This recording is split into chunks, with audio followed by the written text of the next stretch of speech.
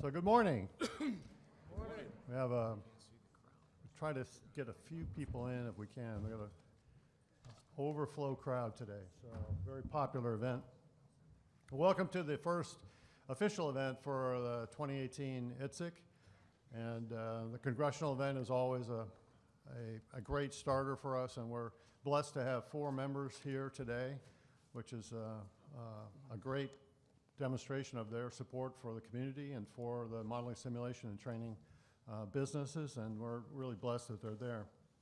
First of all, I congratulate everybody on the election results. So we did have a trite out of the modeling, simulation, caucus chairs. I think Scott Taylor did not get reelected, so it's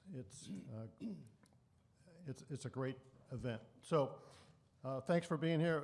This event is designed to allow the perspectives of the congressional members to be presented to the training simulation community, and for you to get some feedback, your chances at the end to actually pose questions. So we encourage that. You'll find some question cards on your seat, and what would appreciate you doing is please just use one side of the card, write clearly, and make sure you have a question on there.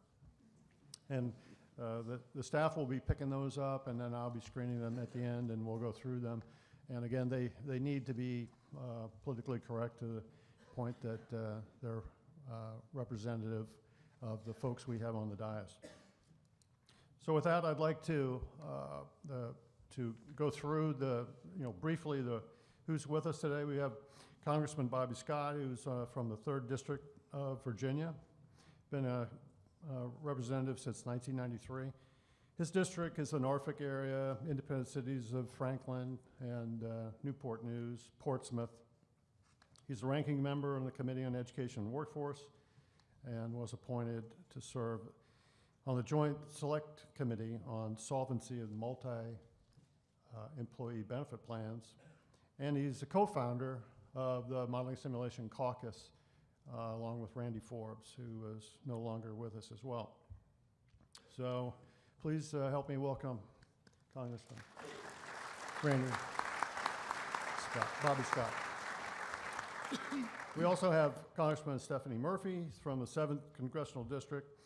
So all of Seminole County, much of northern Orange County here in the Orlando area, and includes the Research Park and UCF, and she's going to be starting her 2nd term in January.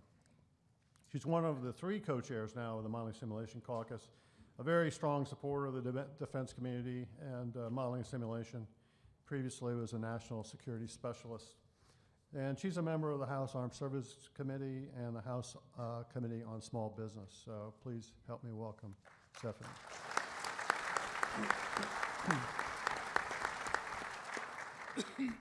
Third on the list, we have Congressman John Rutherford. He represents the 4th Congressional District of Florida, which is in the Jacksonville area, up to the Georgia line down to St. Augustine. He's one of the 3 co-chairs of the Modeling Simulation Caucus at this point. He sits on the House Judiciary Committee, the subcommittee on courts, intellectual property, and internet. Sits on the House Appropriations Committee, where he serves on 3 subcommittees. And he previously was Sheriff of Duval County for 12 years. So please help me welcome Congressman Rutherford.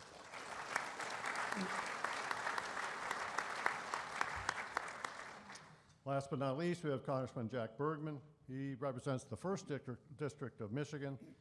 Again, will be starting his 2nd term in January. The 1st Congressional District is the United States Congressional District containing Upper Peninsula of Michigan, 16 counties in northern Michigan and Lower Peninsula. He's serving on the House Committee on Veterans Affairs, House Budget Committee, and Natural Resources. He's a retired 3-star general from the Marine Corps and is currently the senior retired flag general officer in Congress at this point. So again, please help me welcome Jack Bergman.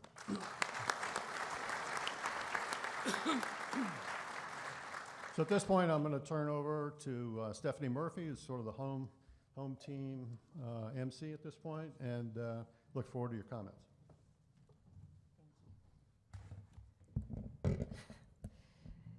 A little height differential there, sorry. Good morning and welcome. Thank you, Admiral Robb. Just to reintroduce myself, I'm Congresswoman Stephanie Murphy, and I'm really proud to represent Florida's 7th Congressional District in the U.S. House of Representatives. I want to begin by thanking Admiral Robb with the National Training and Simulation Association and the National Defense Industrial Association for hosting us here today at ITSEC. You know, this is my second consecutive year attending this conference, and I just continue to marvel at how impressive this industry is. And this conference does a great job of showcasing the most cutting edge, most useful, most exciting work that the modeling, simulation, and training community has to offer. And it also provides a forum for leaders in this important and growing field, whether they work in the private sector or in the public sector, to exchange ideas and make personal connections. And I understand this year's theme is around disruption, so I'm really excited to see what you have on the floor. With your indulgence, and not to be redundant with Admiral Robb, I wanted to introduce my 3 distinguished congressional colleagues who have joined us this morning and just say a couple words about each of them. I'm so excited to have a great group here in Orlando at this event. This year we have 2 Democrats and 2 Republicans attending this event, and I think that that's a great opportunity and a reflection of how important this industry is to us as Americans, and kind of transcending the partisan issues. First up is Congressman Bobby Scott from Virginia. My district and Congressman Scott's district are each home to a thriving MS&T community, and we get the opportunity to serve together as co-chairs of the Modeling and Simulation Caucus in the U.S. House. And really, the role of our caucus is to educate lawmakers and their senior staff on the benefits of MS&T so that they're as excited about it as we are. And putting aside the little competition between who has the best district and the best MS&T communities, I think we both share the common goal of advancing MS&T. And he's been a regular at ITSEC even before I joined Congress, so I'm glad to have him here with us again. He's going to be the chairman of the Education and Workforce Committee in the coming Congress, and he really understands how modeling and simulation technology can be used to tackle both defense and domestic challenges, from increasing military readiness to enhancing training for teachers, healthcare professionals, and first responders, to helping communities prepare for and respond to natural disasters and other high consequence events. So there's nobody in Congress who comprehends how to use this important technology better than Congressman Scott. Next up is my fellow Floridian, Congressman John Rutherford, who represents the Jacksonville area and is also a member of the Modeling and Simulation Caucus. And prior to his election in the U.S. Congress, as Admiral Robb pointed out, Congressman Rutherford was the sheriff of Duval County. So I hope everybody's on their best behavior today. He serves on the Powerful Appropriations Committee and on the Judiciary Committee. So welcome to Orlando. I'm glad you survived I-4.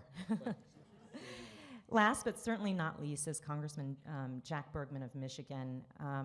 Notably, Congressman Bergman joined me in Orlando earlier this year as a part of a congressional exchange program that enables lawmakers from opposing parties to visit each other's districts in order to build bipartisan bridges in Congress. And I think this is a really worthy goal in a highly polarized time. And I'll point out that based on the feedback that we received during his visit, Congressman Bergman and I went back to Washington and introduced legislation to improve the Department of Defense program that helps departing service members transition to the civilian world so they're better prepared to go to college, learn a trade, start a business. And I'm proud to say that we managed to enact the core of this bill into law as part of the 2019 NDAA, which is really emblematic of what can get done through bipartisan collaboration. I know it's an issue that Congressman Rutherford cares deeply about as well, and he's also advanced significant legislation in this area. The other thing we all have to thank Congressman Bergman for is that when he came to the district, we talked about how ITSEC being scheduled at the end of a Thanksgiving weekend and right before votes made it hard for some members to get to Orlando. And he said he'd work on the calendar and get votes pushed off a day, and voila. So I'm grateful to him for doing that, and you guys should be too. So thank you to all of 3 of my colleagues for taking the time from their busy schedules to be here. I'm really grateful, and I hope you have a wonderful time in Orlando. Moving on, I want to take this opportunity to thank every member of Team Orlando for the important work that you do and valuable contribution that you make to our community and to Florida. I want to give a special shout out to 2 people, and the first is Major General Maria Gervais, who leads the Army's Synthetic Training Environment Cross-Functional Team. I'm so pleased that Army selected Orlando as its new headquarters for this effort, which is part of the recently established Army Futures Command. And the second person I want to thank is General Tom Baptiste. He serves as the CEO for the National Center for Simulation, and he leads the MS&T Advisory Board that provides guidance to my congressional office. Tom has been a really great partner. And now that we're wrapping up the 115th Congress and preparing for the 116th, with control of the House set to change hands from Republicans to Democrats, I wanted to just provide a very brief legislative update. So 2018 marks the 57th consecutive year in which the NDA was signed into law with broad bipartisan support. And that's really saying something. And even more notably, we actually did our work on time this year. So both the NDAA and the Defense Appropriations Bill for 2019 were signed by the President before the start of the fiscal year. And I know for many of you in this audience that makes a big difference in your ability to have some predictability to your contracts and the projects that you're working on. And I sincerely hope that this becomes the new normal. And the work that we do in Congress impacts our national defense in critical ways. So it's imperative that we avoid dangerous and costly continuing resolutions, and that we provide our service members, DoD civilians, and DoD contractors with the authorities and the resources that they need to accomplish their missions, and that we do it in a timely fashion. So I'm hopeful that this is an example for how we can do the rest of government funding. Also, as a point of personal privilege, I'm proud to have led the successful effort to include several provisions in the 2019 NDAA that will benefit the MS&T community and build on the work that we did in connection with the 2018 NDAA. So, for example, we secured a provision in the NDAA that expressly recognizes that modeling and simulation is critical to national security. The provision encourages military leaders to maximize the use of modeling and simulation and requires a report from the Department of Defense on the benefits of this technology. We also fully funded the persistent cyber training environment and the National Cyber Range in Orlando, which trains U.S. military personnel to conduct cyber operations and protect national security assets from cyber attack. Really important missions that I'm proud to say we do here. And finally, we included a provision to support common data environments, which should reduce software duplication and strengthen modeling and simulation capabilities through better data collection, analysis, and sharing. And it's my hope and expectation that the congressional support for modeling and simulation reflected in both this year's NDAA and last year's NDAA will further boost the remarkable growth that the MS&T community is experiencing, thanks to all of your hard work. So in closing, let me offer this final thought. You know, as noted, the control of the House is about to transition from Republicans to Democrats. And meanwhile, in the Senate, Republicans have expanded their margin. And the White House, of course, remains in Republican hands. Divided government poses challenges, but it also provides opportunities for those members of Congress who are collegial, who have respect for those on the other side, who are willing to work with anyone to help their constituents in their country, and who are more interested in getting things done than they are in grandstanding for their respective political bases. And now more than ever, I believe that bipartisanship is the best path forward, and I'm pleased that it's represented here on this stage. So thank you all, and I look forward to your questions. And I'll turn it over to Congressman Scott. Thank you.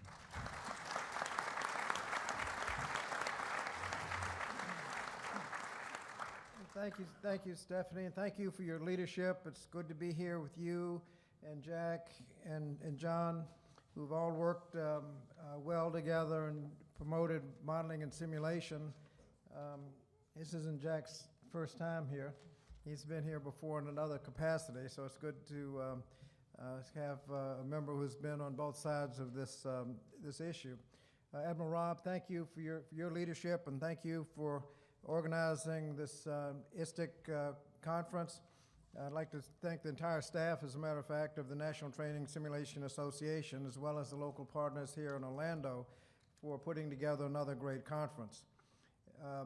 I'd like to recognize all of my colleagues, and also the real founder of the Modeling and Simulation Caucus, Randy Forbes, who has really motivated everyone to get involved in this issue, and as a result of his efforts, we're here today. Randy and I represented the same region in Virginia, Southeast Virginia, whose citizens, businesses, colleges, and universities have been leaders in the field of modeling and simulation. We have, in addition to many military bases, such as Joint Base Langley-Eustis, Norfolk Naval Station, Oceana Naval Air Station, Norfolk Naval Shipyard, in addition to the military installations, great colleges, Old Dominion University, the host of VMASC, the Modeling and Simulation Analysis, Virginia Modeling Analysis and Simulation Center, Norfolk State, and Hampton University, also very active in modeling and simulation. NASA Langley Research Center is also there. Great industries like Huntington Ingalls, Newport Shipbuilding are all directly involved in utilizing and improving modeling and simulation. This technology allows us to build and develop models of complex systems, whether it's a car, a plane, entire battlefield, city's evacuation plan, public transportation network, even the human body, to see how certain actions can affect a final result. By using modeling and simulation, we're able to save money and make sure we're moving in the right direction before something is actually implemented. Every time I cross the 14th Street Bridge, it occurs to me that nobody modeled and simulated that backup that's caused.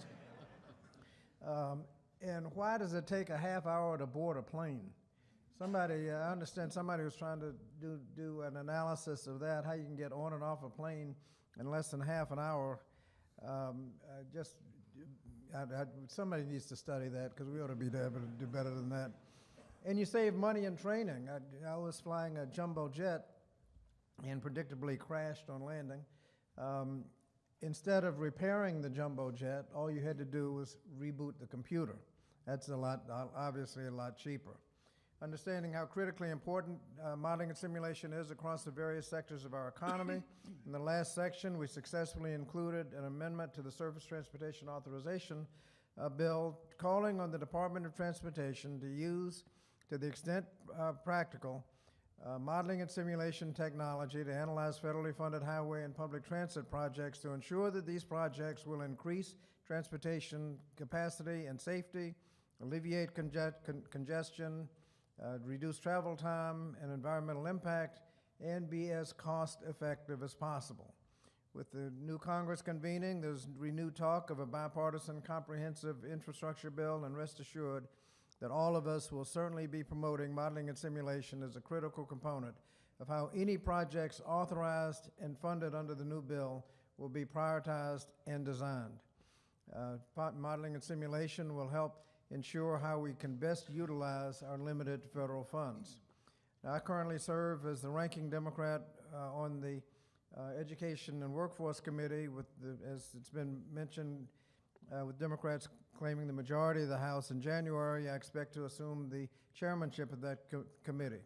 Now, the Education Committee is focusing on policies that will ensure that students K through 12 are developing the necessary skills to succeed over the course of their lifetime. In 2015, Democrats and Republicans came together to pass bipartisan authorization of the Elementary and Secondary Education Act, replacing No Child Left Behind. We also passed just recently the reauthorization of the Perkins Career and Technical Education Act, which supports career and technical education in both high schools and community colleges. President Trump signed this bill earlier this year. Now, a top priority of mine in the new session is updating the Higher Education Act, which is long due for reauthorization. As all of you know, education doesn't end anymore at high school. Today, more than ever, education after high school is a necessity rather than just a desire. This education can represent the difference between a minimum wage job that barely keeps one afloat and a well-paying job with long-term career prospects that provide greater financial security.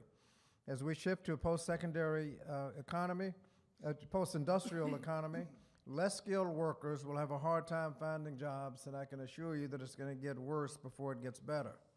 And most studies tell us by 2020, 65% of jobs will require some form of post-secondary education, and the number was obviously higher in the high-tech industries like modeling and simulation.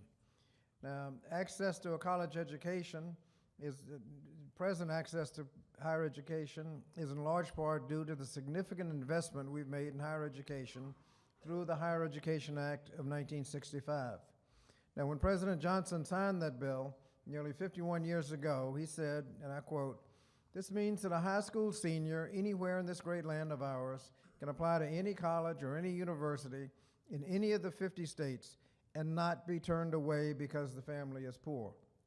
HEA's goal was and still is to provide a pathway to the middle class for millions of working families around the country by making college affordable and accessible to everyone.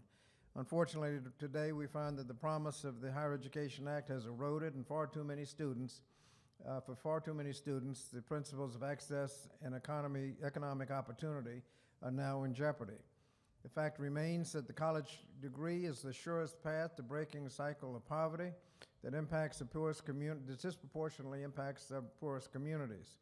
We must help our students both attend and graduate from college, and keeping with the original principles of the Higher Education Act, accessibility, affordability, and completion must be central to any conversation around reauthorization.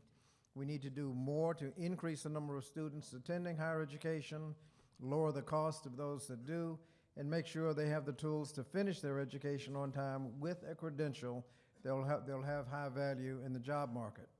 Many credentials that have the highest value in the modeling and simulation field are obviously in the STEM disciplines.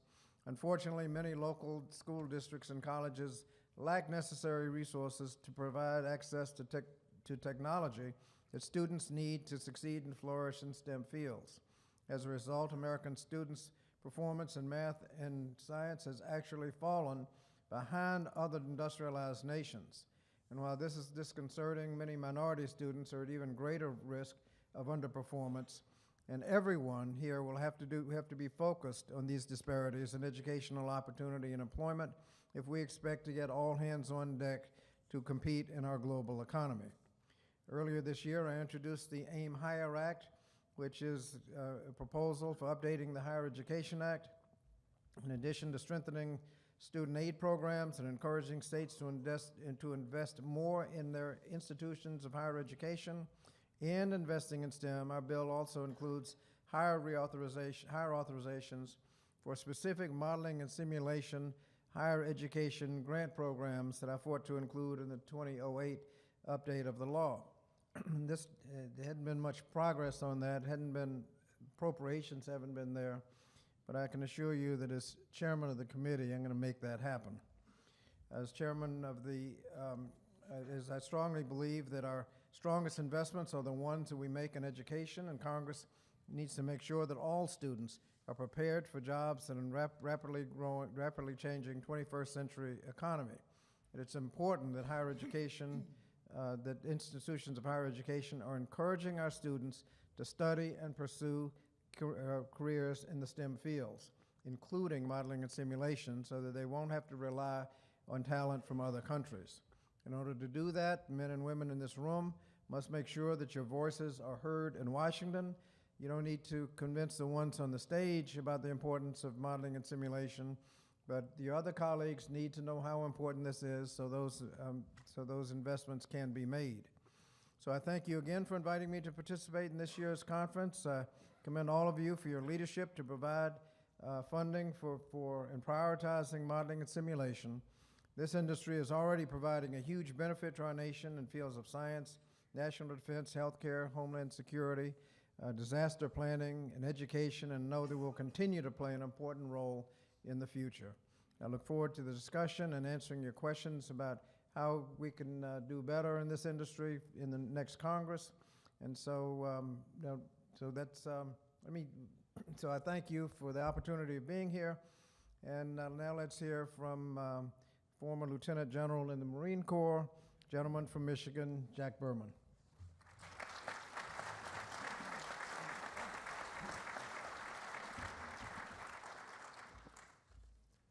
Well, thank you, Bobby, for introducing me. Thank you, Stephanie, for inviting me. Thank you, John, for showing up. Thank you, Admiral, for putting this together. I just did a quick note, and this is the 53rd annual. So I was 19 when you all were doing this with steam gauges. Think about that. Now, in the Upper Peninsula of Michigan, where I reside, in the middle of the 1 million acre Ottawa National Forest, steam gauges still work because cellular service and internet is optional. So that's, give it a little background. Again, as a Marine, that's okay, because as long as you don't run out of ammunition, you'll be just fine. Seriously, folks, and it's all serious here because we're here for the right reason.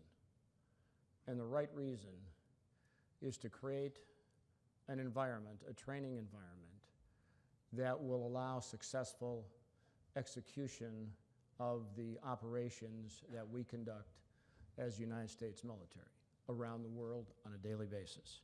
That's serious business. I would like to report to you just one thing that I say this in public forums all the time, the only thing I feel bad for the American public for is that they don't get a true representation of the bipartisan work that's done on a daily basis in Washington, D.C.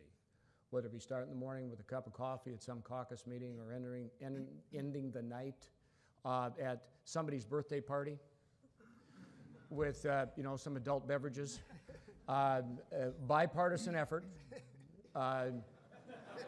Bipartisan effort. I must admit that I've learned something from my Democratic colleagues.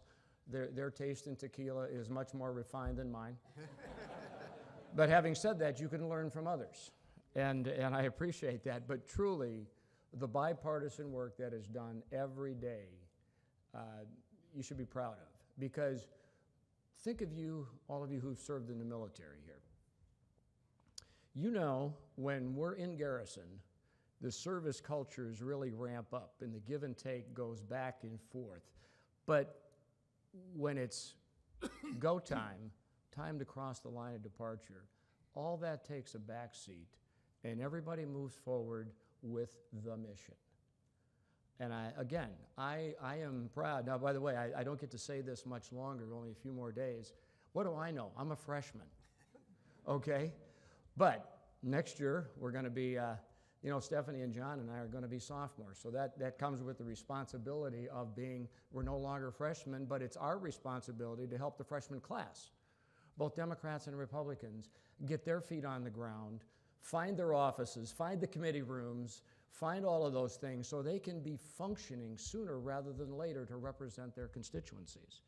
So as in the military, you pass along from generation to generation those best practices that work, make the people feel included, they're part of the unit, and then you get on with the mission knowing that once you complete it, hopefully there's going to be a little downtime, a little R&R, and then get back on the next mission.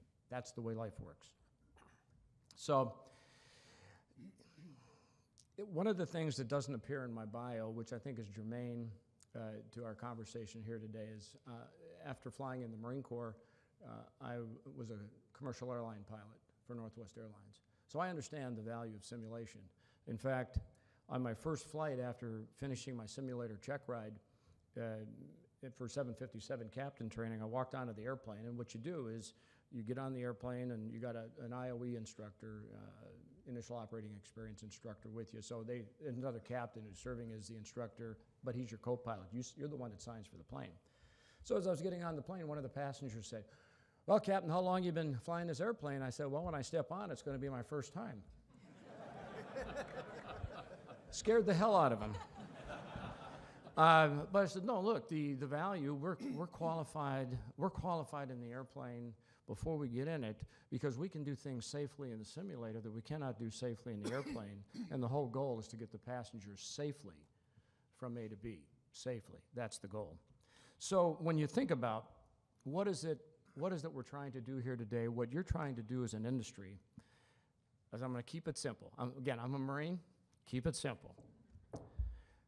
If in your training and your simulation, you don't get into the head of the individuals who are undergoing that training, then you're already off the mark.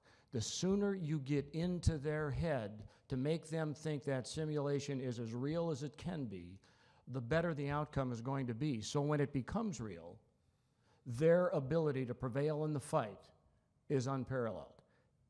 That's what the goal is, I believe.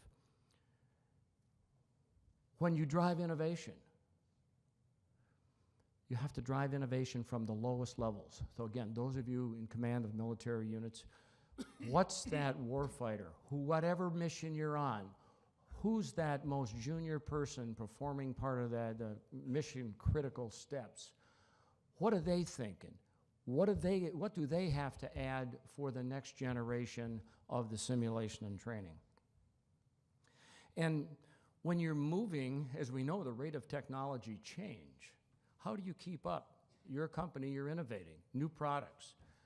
How do you create as smooth a transition as possible from today's legacy system to include tomorrow's next-gen technology without breaking the bank and getting it accepted so there's a flow in the training to achieve the goals that you have set out? Now, I'm going to tell you one quick story, maybe two.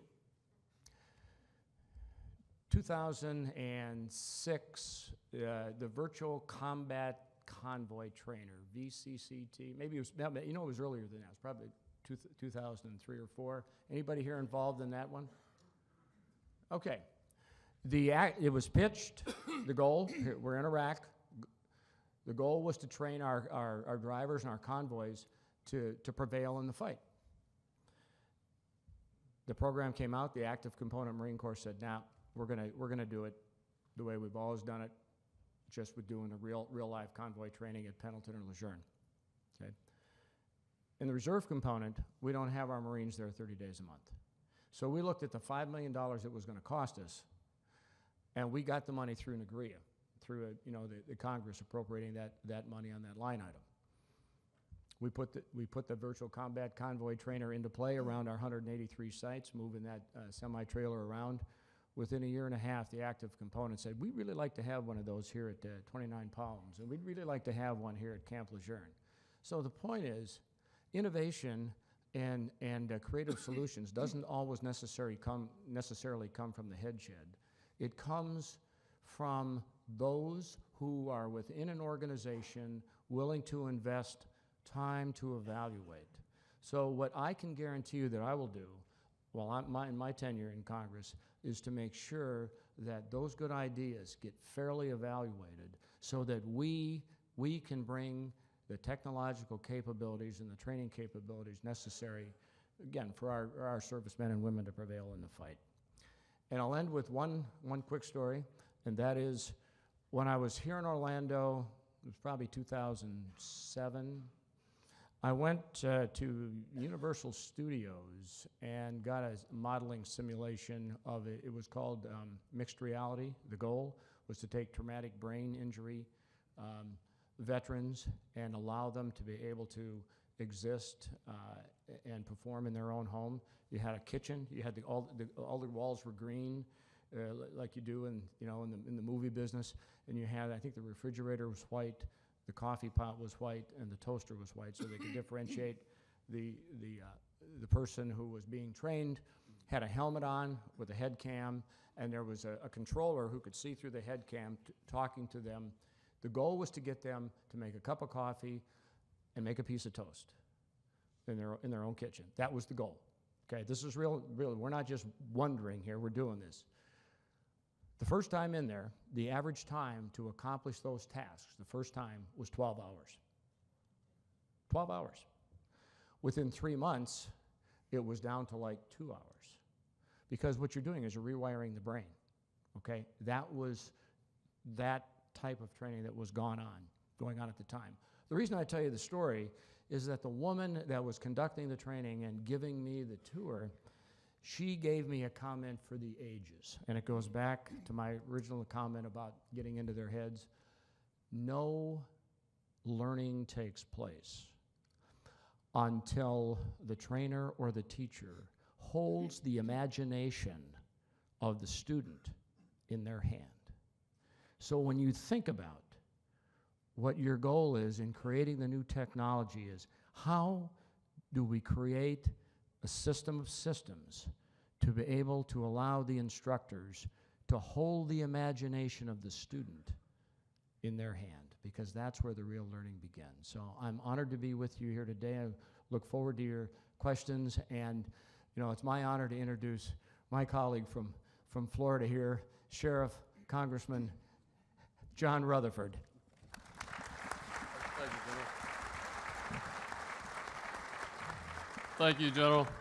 Listen, it's great to be here with all of you today, and Admiral, I want to thank you for this opportunity to be here and participate, and Stephanie, always good to see you, and Bobby, great to see you, and you know, we really do, as the General mentioned earlier, we really do have a lot of good bipartisan work going on in Washington, D.C.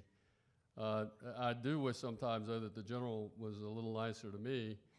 You know, I'm from Northeast Florida, where the Jaguars play, and it just cost me a lot in a dinner for the General, who held me to it. Was great. You know? It was great.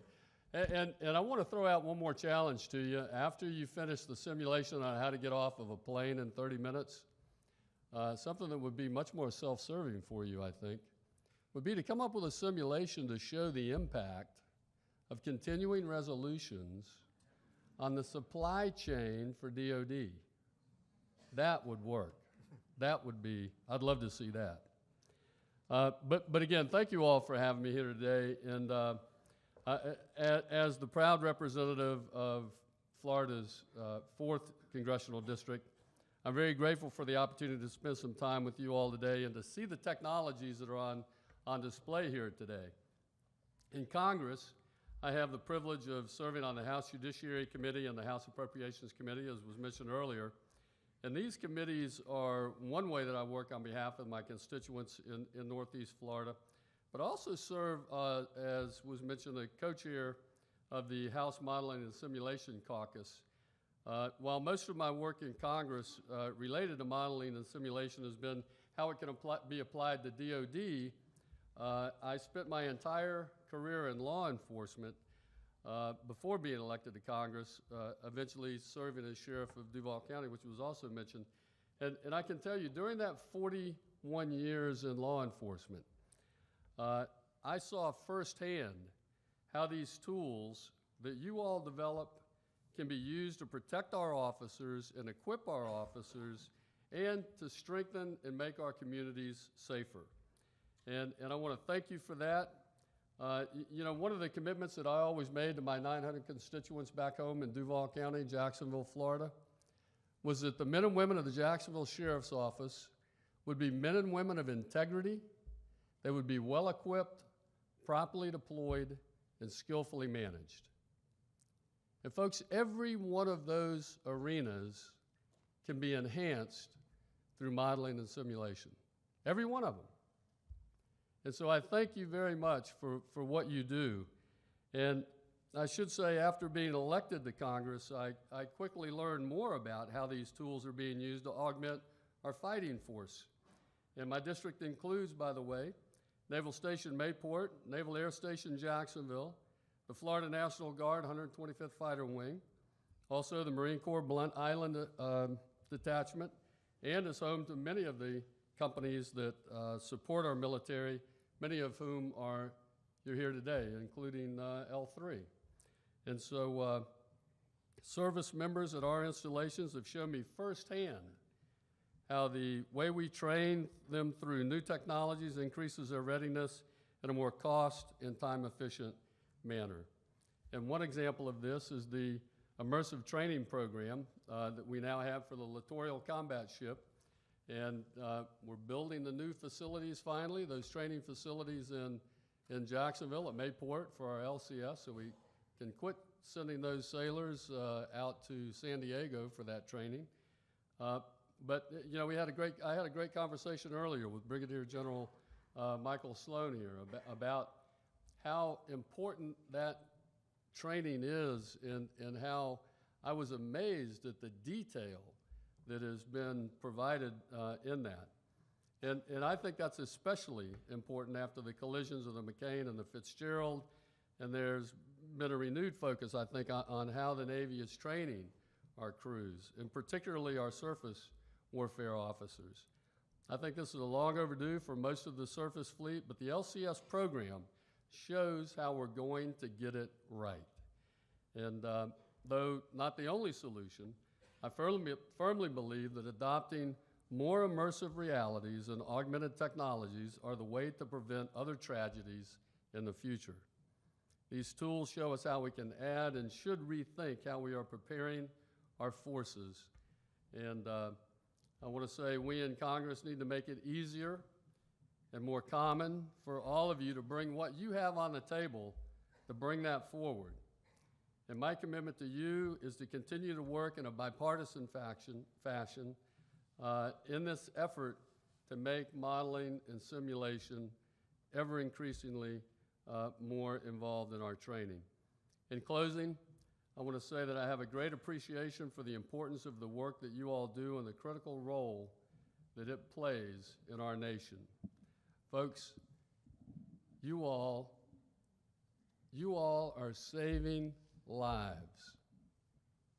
Saving lives of men and women in uniform and others. And so I want to say that I appreciate that in you, and so God bless you and God bless America. General, or Admiral, I'm sorry. Thank you.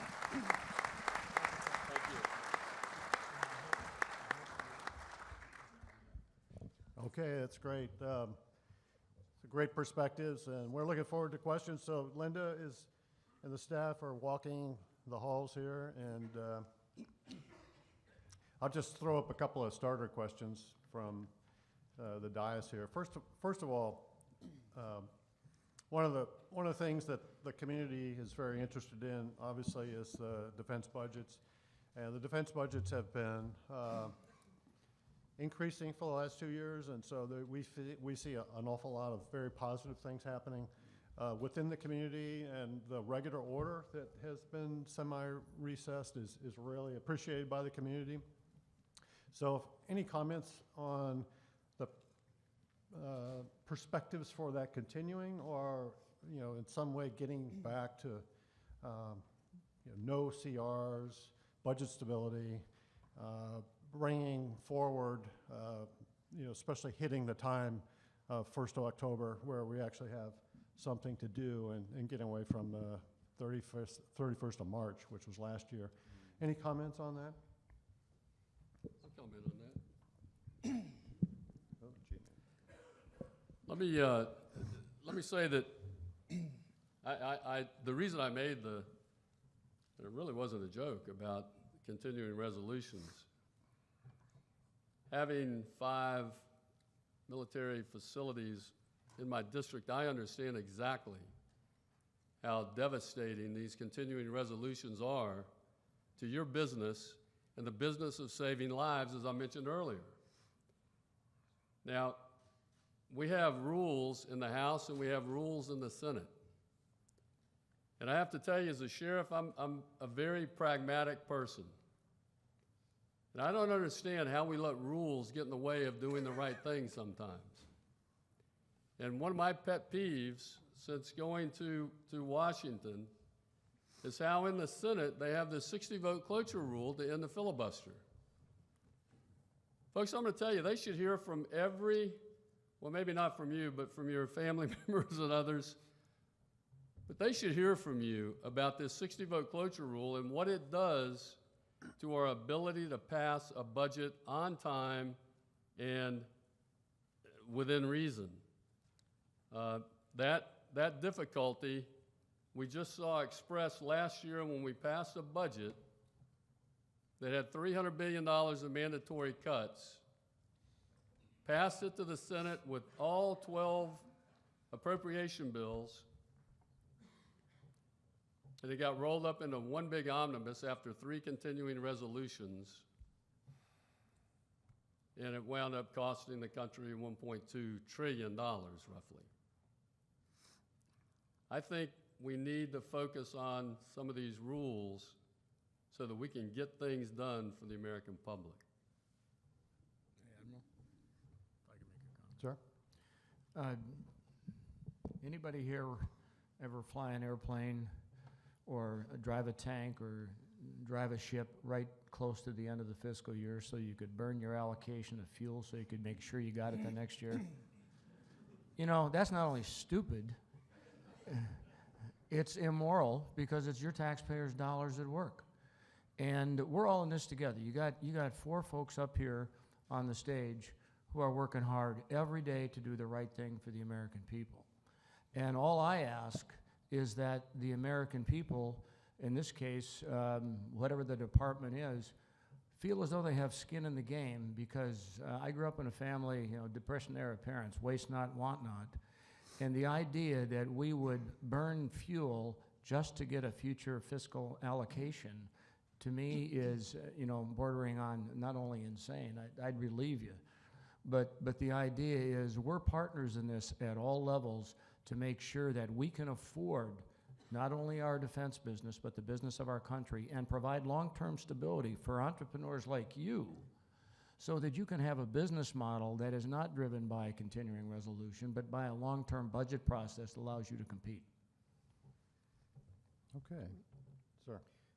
One of the things we're going to have to do with the budget is to recognize fundamental principles of arithmetic and recognize that you can't have unpaid for tax cuts and think that the budget's going to balance itself.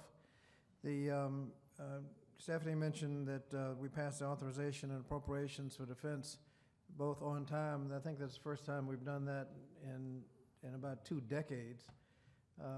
And I represent an area with very heavy, one of the most heavily laden defense areas in the country, and the contractors are just driven crazy because they can't plan. You can't let contracts, new contracts out. You can't plan. You don't know when you're going to get paid.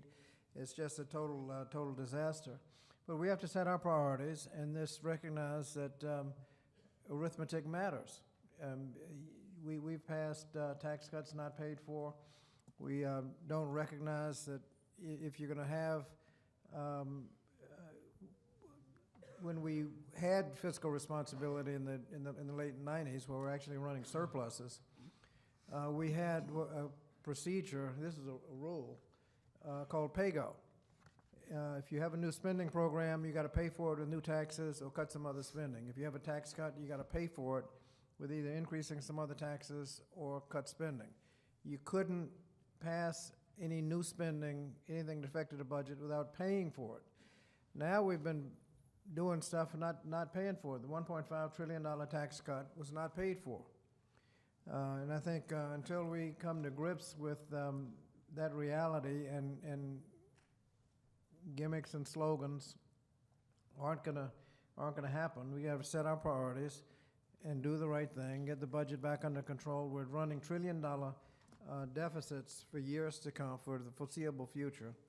Every $1 trillion you run is an additional $20 billion in interest. And we're going to be spending as much in interest as we are in non-defense discretionary. In a few years, we'll get up to spending about what we spend in defense in interest. You don't get anything for that. So when we decide that we're going to be fiscally responsible, there'll be some tough choices. And unfortunately, when you do a responsible budget, several members are going to lose their seats voting for it. That's just a political reality, because when we passed the 93 budget that put us on course to paying off the entire national debt, over 50 Democrats lost their seats in the next election. And so it's dangerous to do the right thing with the budget, but I think at some point we just have to come to grips with arithmetic reality. Okay, we have a lot of really good questions here. A couple of them are oriented around steps that Congress is taking to potentially speed up acquisition and to reduce some of the burdens of regulation. Anybody have any comments about efforts ongoing in that regard? Yes. Yeah, when I first arrived in Congress as a freshman, I had the opportunity I was in Homeland Security, and I had an opportunity to read about a GAO report about acquisition and implementation. And I forget the exact numbers right now, but it was something like $5 billion over 9 years or something like that, that slippages and scheduling and other things had cost in poor acquisition. And so I drafted a bill that actually required at, I believe it's 15%, if a project becomes 15% over budget, it gets reported to the secretary. If it then hits 20%, it actually gets reported to the Congressional Oversight Committee. You know, I think some of that is our fault for not watching these programs more closely in their implementation and allowing for this kind of waste through slippage and other things. So that's one of the things we're trying to work on. In the last NDAA, under Chairman Thornberry, there was a real big push to try to make some improvements to the acquisitions process and alleviate some of the unnecessary burdens. And I think that that's still a part of what the committee is committed to doing, continuing to make some reforms and changes to the acquisitions process. And so I anticipate that we'll probably see additional changes in the next NDAA. I think the other thing that is also hopeful too is that in addition to Congress being focused on the need for an acquisition system that enables us to get the best technologies fielded quickly, while being good stewards of taxpayer dollars, we're also seeing a similar effort in the Department of Defense with the Undersecretary for Acquisitions. I think there's a focus within the department as well to try to make some changes and fixes within the department as far as being able to more quickly prototype and field innovations and technologies. And I think both Congress and the executive branch's commitment to improving our acquisitions process is a good thing, particularly for this industry where your life cycle of many of your products and your innovations is a quick life cycle, 18 months for some of these technologies. And if it takes us that long to let a contract, then we're fielding old technology to our warfighters and we're doing them a disservice. So I'm expecting that you'll see more in this space of trying to reform the process as well as alleviate some of the regulatory burdens. One of the problems we have with acquisitions is we try to be fair to everybody, and that has an effect on the efficiency. I mean, if your brother-in-law's selling a product, why not give him the contract? Well, you can do that in the private sector, but it's not fair to everybody else if you do it in the public sector. So there are going to be some inefficiencies. And what we have to, in Chicago, they used to say that if two people are selling it, of course you're going to give it to if its price is close, of course you're going to give it to your friend. Well, you can't do that in the public sector. You have to have a bidding process, something that's fair. We've done some things to make things more efficient, and I'm more familiar with the acquisitions in shipbuilding. Buying 2 aircraft carriers at the same time means that you can buy twice as many widgets, doesn't cost you twice as much money. And so by buying in bulk and letting your supplier base know that they hang in there. They've got 2 carriers worth of stuff to supply, not just one. They're more likely to stay in business. And so that was one of the things we did. On-time appropriations, I think, was extremely helpful to everybody. But in modeling and simulation specifically, Admiral Robb, we're going to be looking to you to get recommendations on how we can have acquisition codes that are specific to modeling and simulation, so that as you do acquisitions, this industry can be treated fairly. Yes, and we're in our 4th iteration upcoming for trying to get NAICS codes for modeling simulation within the Department of Labor. So it just shows, again, the difficulty identifying what modeling simulation is and how you productize it and sell it as a service or as something that's of value. It's an identity crisis for the modeling simulation community, at least since I've been there. One of the other comments that is an interesting question that talks about Google recently pulled out of defense-related artificial intelligence commitments, and this is sort of in conflict with DoD's intent to go out and outreach with Silicon Valley, and the understanding that a lot of the research development is being done in the commercial sector, and that the military needs to access that. Do you have any thoughts about how we can bridge the gap between sort of the silicons and the defense folks?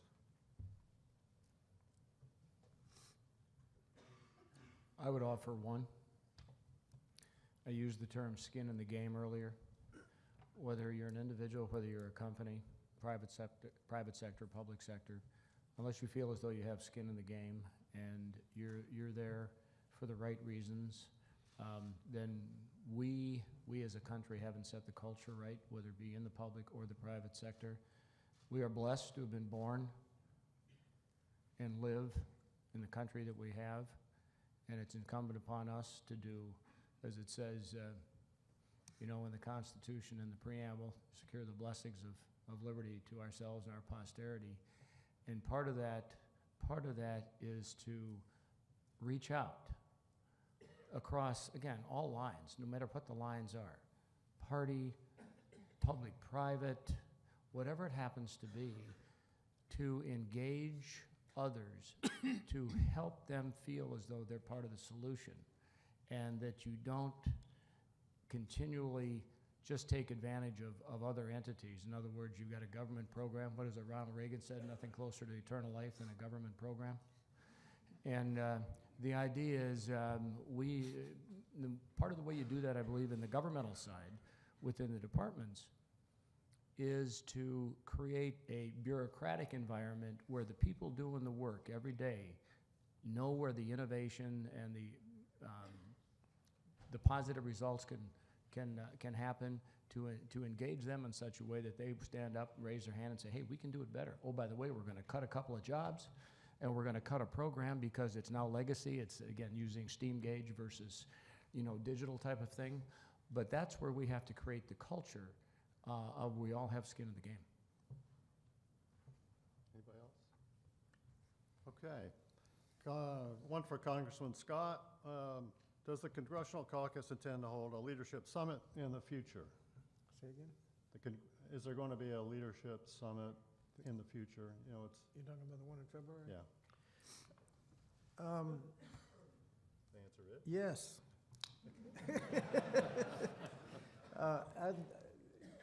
I thought you were planning it. I am. Okay, well, yeah. It's going to be held on the 24th of February at the Sheraton in Norfolk. And so, hopefully be another gathering of congressional constituents as well as some principals. And the direct purpose of that meeting is to create as close to we can is language to go into legislation supporting the modeling simulation training system. So that is scheduled, and thank you for that. A question. One of the questions that is for Congressman Bergman says that obviously within your flight training, for the commercial business that the commercial aviation process was all in with simulation, and you know, almost an extreme of efficiency in terms of training. Do you have any thoughts about how you can take that same mentality to other jobs or other domains, and you know, and drive that kind of commitment to simulation? Well, number one, that's a great question, because wearing my civilian aviation hat one day and the next day wearing my Marine Corps aviation hat, I got to see two very different perspectives. And while on the commercial side, we embraced simulation because, number one, it was going to create better pilots. And by the way, you know that in the commercial industry, every commercial airline pilot once a year goes and plays You Bet Your Job at the company's training center, where you go through 3 or 4 days of recurrent training to make sure that you are capable of flying that airplane in extreme conditions, okay? Where we still have a gap, and it is cultural, and that is that the phrase was uttered, this is a couple of decades ago, we'll never trade 1 hour of real flight time for 1 hour of simulation time. And that's the wrong mindset, because we know that given where we are today technologically, there has to be a balance. I have conversations on a very routine basis with senior military leaders in charge of bringing along the next generations of operators, warfighters, whatever you want to call our young men and women. And it goes all the way back to the leadership at the highest levels. If the leadership does not say, we are going to embrace an appropriate level of simulation, so when we're done with that, then we take our troops to the field or wherever we're going, out to the carrier, you name it, into space, that they now feel prepared, and they're prepared to fail in training. Because the sooner you fail in training, fail early, fail often, fail small, because when it's on the line, you don't. It's an attitude. And I would hope that all of you in this room never quit trying to espouse that attitude, especially to the folks below you who are new and who are scared to death that they might fail and it might hurt their career. You can tell there's a little bit of passion in this. I'm working on my 17-year-old grandsons right now to say it's okay to fail. The sooner you do, the sooner you're going to learn. Just don't fail at 70 miles an hour going down the freeway, you know, type of thing. Let's dial it back here a little bit. But that is the advantage of youth, and the advantage of old age is that they think they're making mistakes that have never been made before. I know in this room you've made some mistakes. You know, you've lived to tell about it, but how do we impart that to the next generations to ensure that they feel comfortable failing, but when it's on the line, they don't. But it's a cultural thing. Anybody else? I have a related question that annually we suffer significant losses in the hospital system due to patient safety issues to the tune of several 100,000 folks a year. Some states have taken this on as a real problem area, problem set, and are developing simulation centers for the medical areas. How can we further promote the use of simulation within the medical arena and drive down patient safety issues?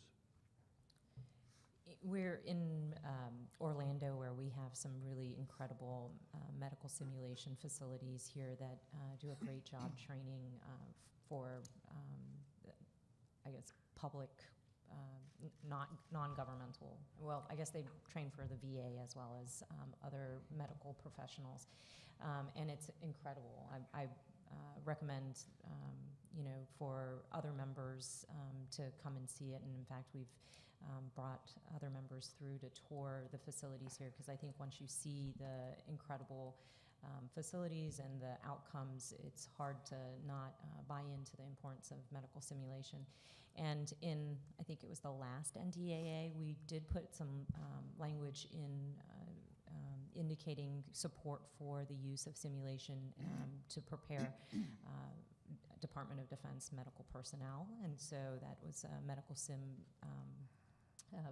boosting that a bit. And I think as people understand the benefits of it, we'll be able to continue to encourage people to use medical simulation. But I think Orlando is a great place for folks to see firsthand a facility that teaches a lot of the medical personnel and help them avoid the mistakes or issues when they're actually working on real people. Okay, thank you. Anybody else? Yeah, use of modeling and simulation can enhance the standard of care. And if some hospitals are doing it right and some are not, they expose themselves to medical malpractice. And I think that will cure a lot of problems. That's a big problem. So our experience with NTSA and the partnership with the Society for Simulation in Healthcare is that the healthcare area lacks policy that really drives a lot of really significant simulation use by the system, and it's very federated, not standardized. So that's an area I think we're going to focus on within NTSA next year.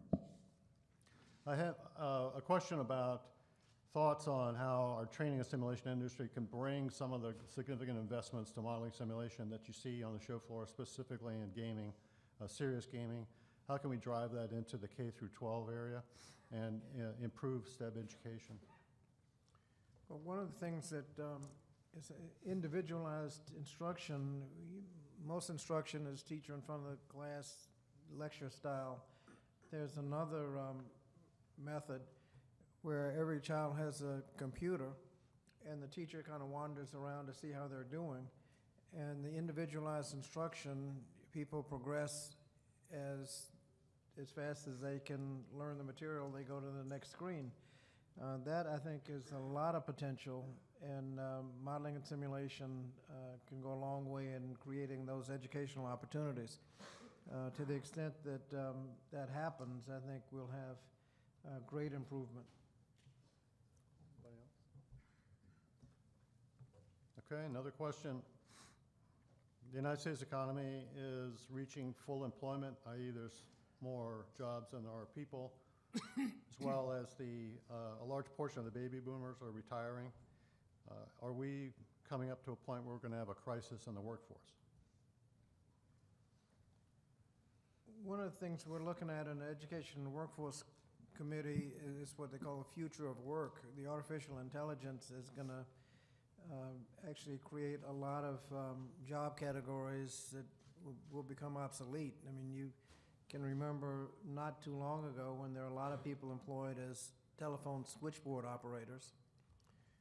Used to have a lot of bank tellers, and the average person would go into a bank about once a week to deposit a paycheck or cash a paycheck. When you go to the airlines, when you go to the airport, there's not a bank of people checking you in, you're checking yourself in. So there are a lot of jobs that are really at risk to artificial intelligence. Autonomous cars can eliminate truck drivers, taxi cab drivers, delivery people. So there are a lot of jobs that could right now technologically be eliminated. So I think we need to be always pushing to make sure there are opportunities for everybody.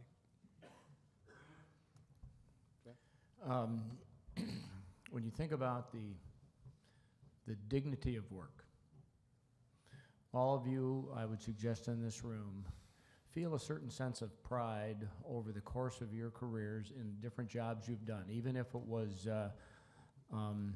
in my case, being a young 6-year-old assistant to the assistant gardener for my mother when it came to pulling weeds and tending crops and to do all of those things to harvest your tomatoes or your potatoes, your beans or whatever.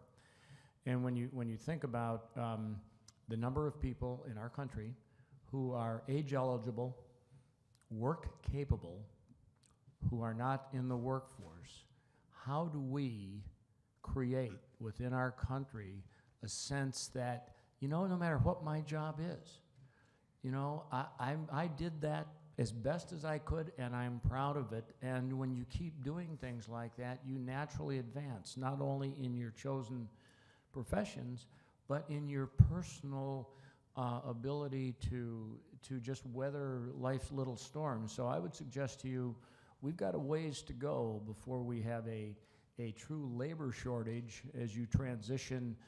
Yeah, one example. One example that I went through in the late 1970s is they used to make commercial airplanes with 3 pilot cockpits.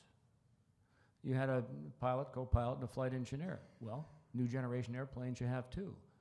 For a while, we had a third person sitting in the jump seat until the industry adjusted to the fact that you only need 2 people. But now we have a pilot shortage going forward in the next generations. There's no way you can keep all the military pilots. The minority of commercial pilots now came out of the military. So we have the responsibility and the opportunity to create an environment where everyone can succeed based upon what they're willing to put into it. I think it goes back to skin in the game. Have you heard that a couple times today? But it's positive skin. It really is. Okay, thank you. A question related to STEM is a lot of focus on STEM and is in STEM, advancement in schools. However, liberal arts programs are also a significant part of the production of strong simulations. Can you share any efforts that are being made to reach these students and encourage them to get into the modeling simulation community? Talk about one program that I was able to observe in Jacksonville, Florida. I thought it was an amazing opportunity that NASA had actually created for our schools. And I went into a science class, and they were literally being fed data from NASA, and they were following the biological situation of the individuals in this simulated rocket launch, and all of the systems were being evaluated, and so I think the importance of programs like that, Admiral, is that you really show the application of the knowledge, which is always one of the challenges that we have in going from educating to training. It's one thing to tell a police officer, for example, you need to illuminate the scene. It's another thing to say, here's where your spotlight switch is, and here's how you turn it on and do that. And so to walk into that classroom and see this partnership between NASA and the school board was just amazing. And I think those are the kind of replications that we need to really inspire our children to learn. Anything else? Okay, well, I'm going to take the last question here, and before we transition, which is always a question near and dear to the community's heart here, is what are your thoughts about the potential for a BRAC in the near future? I think the chance of a BRAC are very slim. The last estimate I saw for the cost savings of a BRAC, present value of future savings, was about $10 billion. If you look at the havoc that a BRAC process imposes on localities, I know Prince George County near Fort Lee got put on the possible closure list. Prince George County in Virginia had a bond issue pending in New York, and bond counsel told them to suspend the bond sales because they would have to put in there the possibility of a base closing. That would affect the interest rate, They didn't think the base was going to get closed, but rather than go through all that, just delay it till the process was over. Well, I mean, you got all that going on. You got every city and county within 50 miles of a base is going to hire a lobbyist. And by the time you count all those costs, they probably spend the $10 billion in lobbying fees.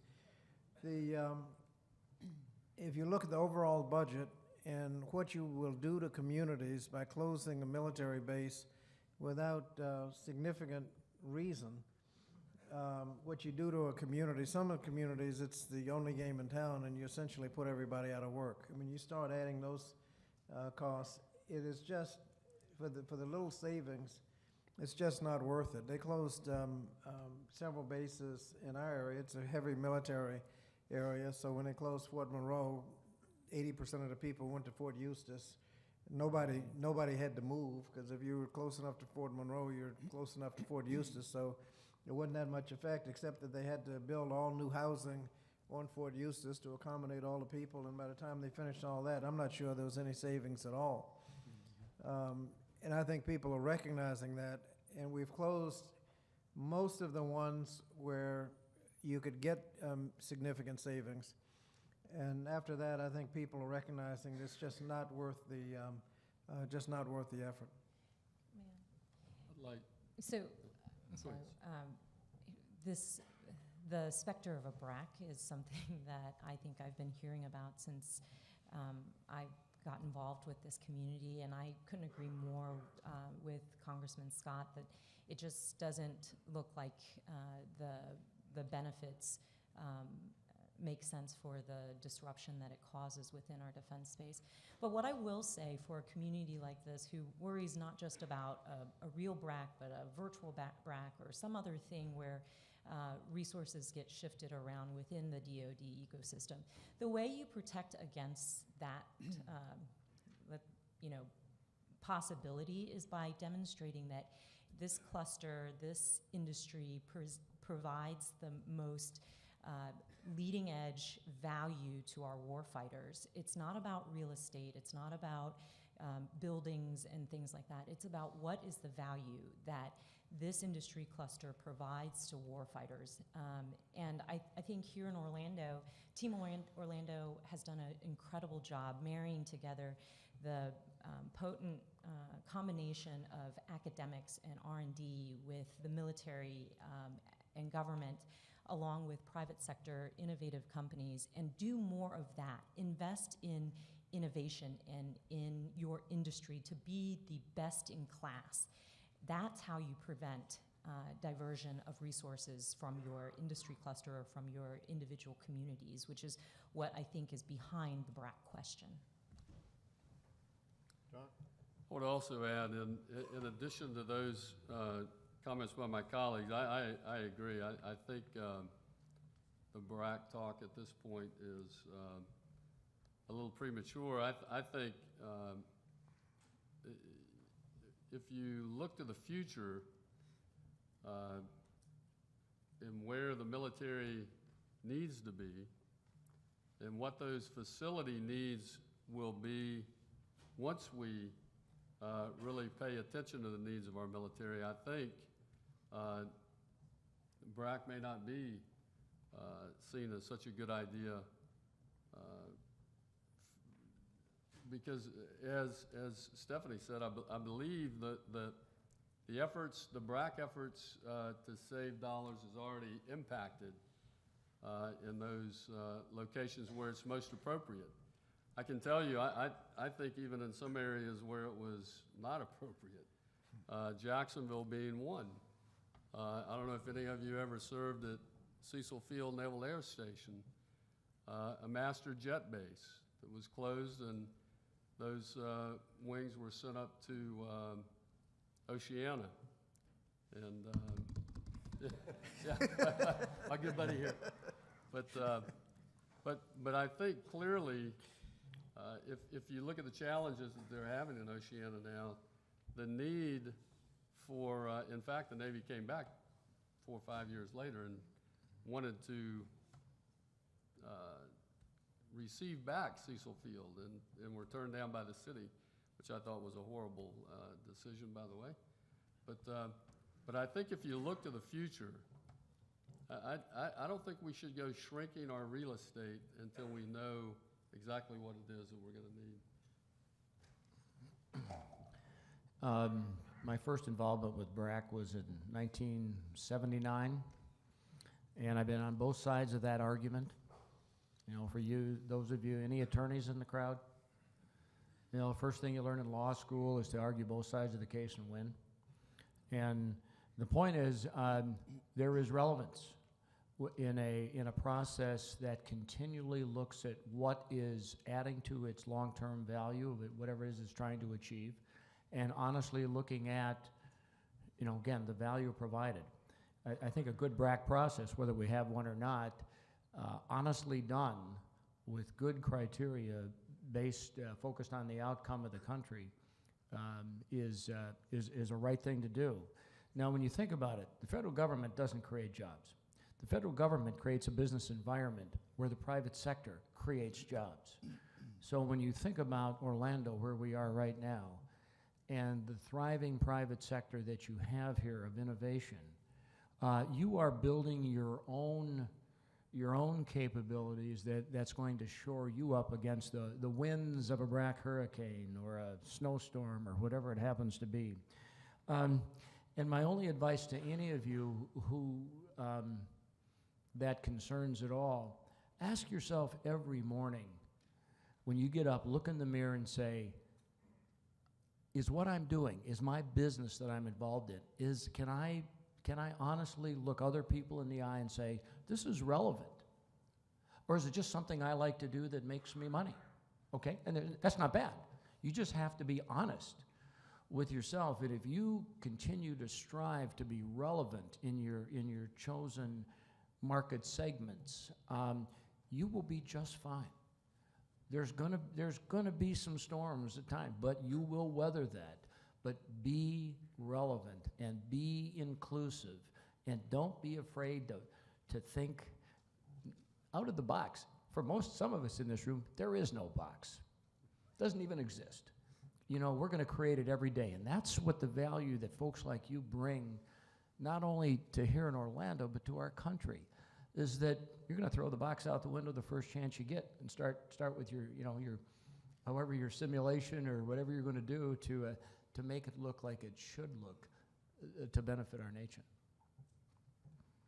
Okay, with that, my lessons learned today is that Congress is now committed to working together, and that we're going to have a great year.